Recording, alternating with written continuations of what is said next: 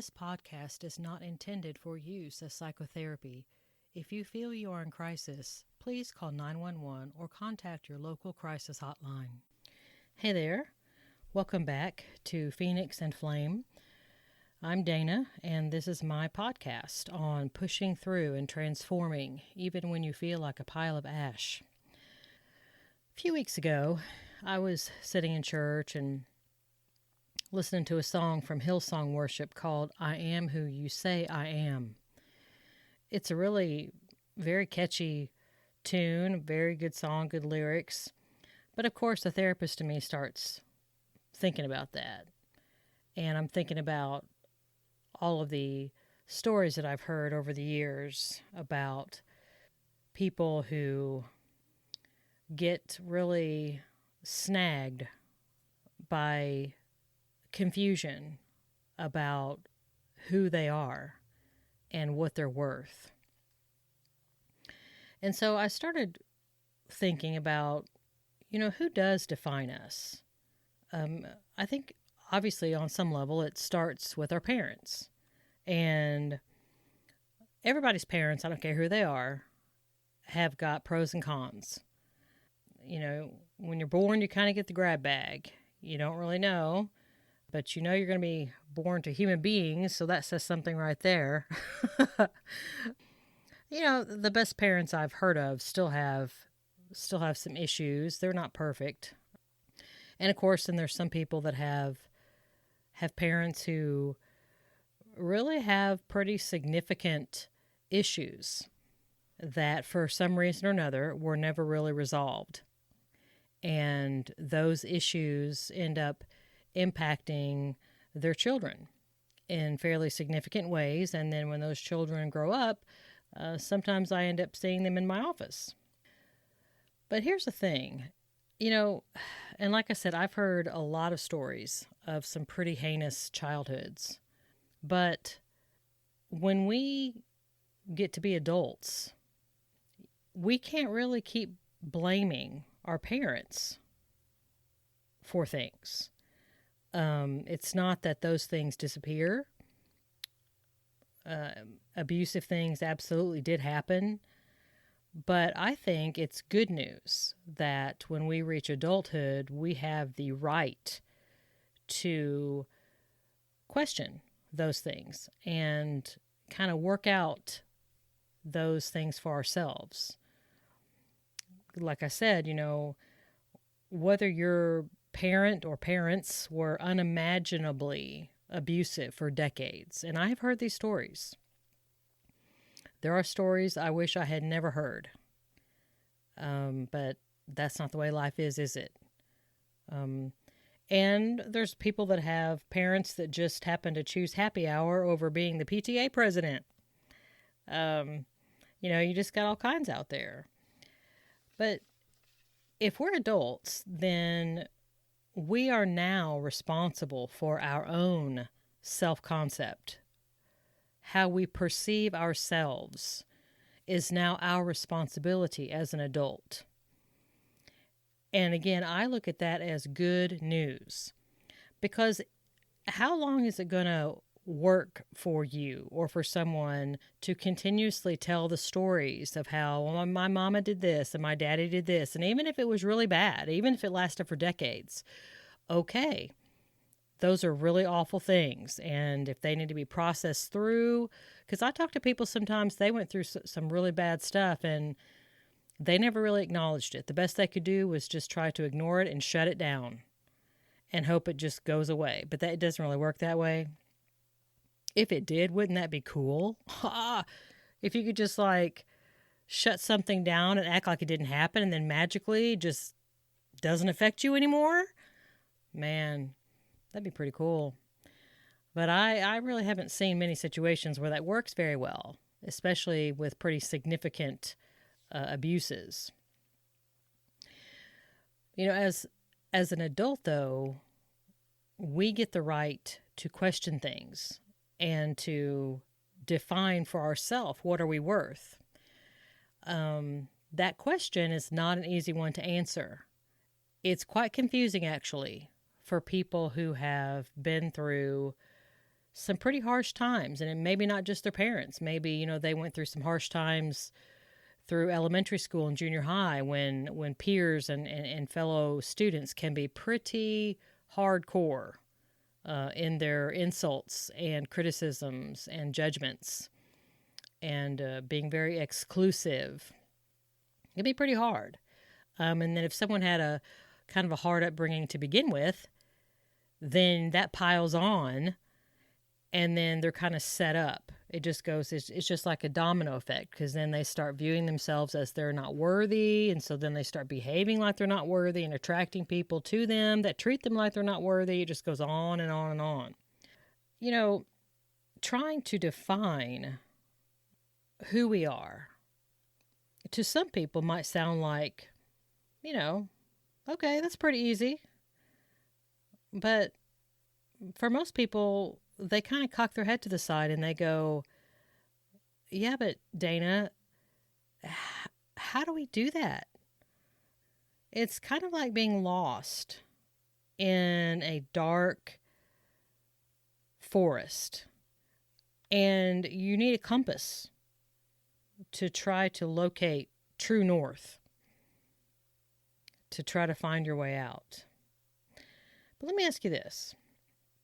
What if there was a person, or more than one person, in your life who causes your compass to malfunction? It's sort of like, if you can imagine, like a plane flying into the Bermuda Triangle. Just flying along, everything's working fine in the cockpit, and then all of a sudden, all the dials and the gauges, they start flashing and spinning out of control. So then the plane doesn't have any sense of direction or orientation. It doesn't know if it's going north, south, east, west. You don't know if you're upside down. You don't know what's going on. And then the plane is eventually swallowed into that triangle, never to be found again. I'm wondering if there's anyone in your life or in the life of someone that you know that is like that impacts you that way. Maybe it's several people. Maybe it's a traumatic memory, or maybe it's traumatic decades that have just slung out all sorts of very hurtful things about your value as a person or your lack of value as a person. So it begs the question, how in the world do we find our bearings? How do we find true north? How do we make sure that our compass stays on course so that we can finally find our way out of that dark and scary forest? Well, for me, I had to find something that I believed to be infallible, trustworthy, never changing, patient, and loving. For me, that person was Christ. That person is God. To be honest with you, I really have little interest in another human being's definition of me, because they're just as fallible as I am, and they can't really be trusted. I mean, really, nobody. We can't really even trust ourselves. For anyone who's listening, you got to know that even yourself, if you're looking in the mirror and you're being honest, you know that there's times that you couldn't even trust yourself with your own feelings, your own thoughts, your own actions. I mean, if you're somebody that could always trust all your thoughts, all your feelings, and all your actions, I want to meet you, because I haven't met anyone that could do that, because we're humans, for goodness sake. And also, other people, they're unpredictable. You don't really know exactly what they might say on what day, depending on what mood they're in, depending on what's going on in their life, depending on what triggers they have from their past that they never dealt with.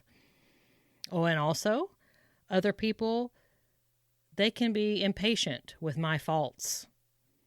Because as we're growing as human beings and we're learning, we do stuff wrong all the time.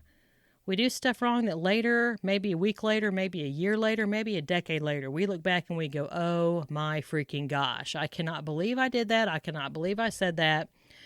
So if I'm looking to somebody that's going to help me understand my worth and my value, I definitely want someone who's going to be patient with all of my many faults. And another issue I have with other people in terms of another person that's going to define me is a lot of people are quite self-serving. If you really just stop and examine another person's behavior, many times you will find that they are going to behave in a way that serves them in some capacity. So you got these, other people running around just like we are. Humans, they're fallible, all right?